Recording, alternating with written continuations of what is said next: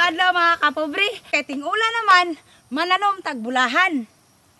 Mao na akong passion sa kinabuhi mga kapobre. Ganahan kay ko maghimo garden, ganahan kay ko mananom. Labi nagting ulan na. Ug syempre sa di pa natusog na atong pagpananom, butatan nato nagpayag diha mga kapobre aron ini kakusog sa ulan na atay pasilungan.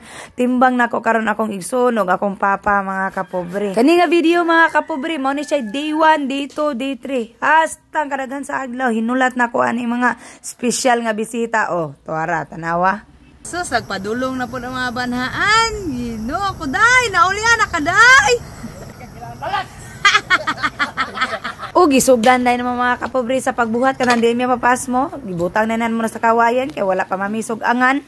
Grabe ang ulan karong panahon na mga kapobre. Muundang, muulan, putol-putol. Sad po na mong trabaho mga kapobre. Kaya lisod ba po kayo magpasingulan ta. Mahal ra ba kayo BGC? Okay, lagi gidad ano man tagpapil ka papirmahon lagi mga kapobre kay naamang gud ay ipaputol nga lubi para sa ato ang payag mao nang kinahanglan jud ta og kanang permit aron dili ta madakpan aron di ta palayason aning dapita.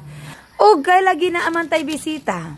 Di man pud pwede nga di nato paisnakon kay ting-ulan. Maghimo tag lutlot karon mga kapobre. Ingon ani siya pagproseso magkuha mo buntong pero adi sirang tanan andama sa gid inyong ginilaw mga kapobre kay mao nay pinakalami ipari sa atong puto karon nga ulan-ulan.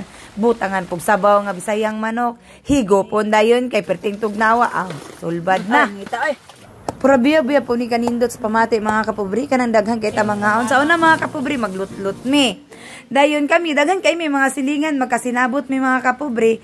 Dayon ang kaning daob namo nga butangan namo sa lutlot kay daghan man jud ni maglutlot kini duha ra man jud ni kay ngano dagko man gud kay nga buntong nakuha ni papa. Ningani ni mga kapobre, amos nilang alirungan, magalirong mi ang lutlot nakasugba diha sa atubangan. Mo ni pinaka-importante mga kapobre nga kana mahilis gid ang mga tibugol diha daan usa nimo isulod sa kawayan niya. Hinluoy daan ang kawayan or buntong. Kay diha biya mo tapot ang inyong puto. Kana din sudlan nimo na antod mapuno mga kapobre.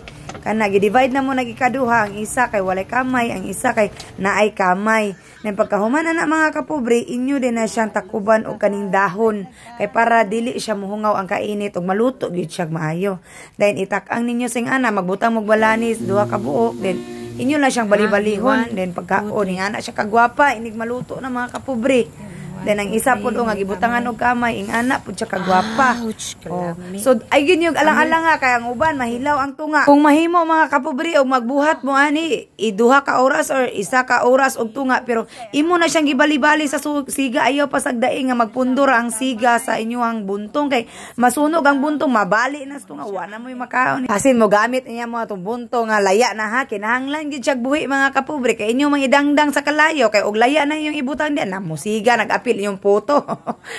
So layinin ninyo buhat mga kapobre mintras karon timing kayo lami kayo sa panahon ba kay ulan-ulan. Lami man putong puto sa kuan mga kapobre sa lata. Pero mas lami jud ang puto aning balungbong or buntong mga kapobre akong gigamit. Ayaw nang bayog kay puti nagamayag buho.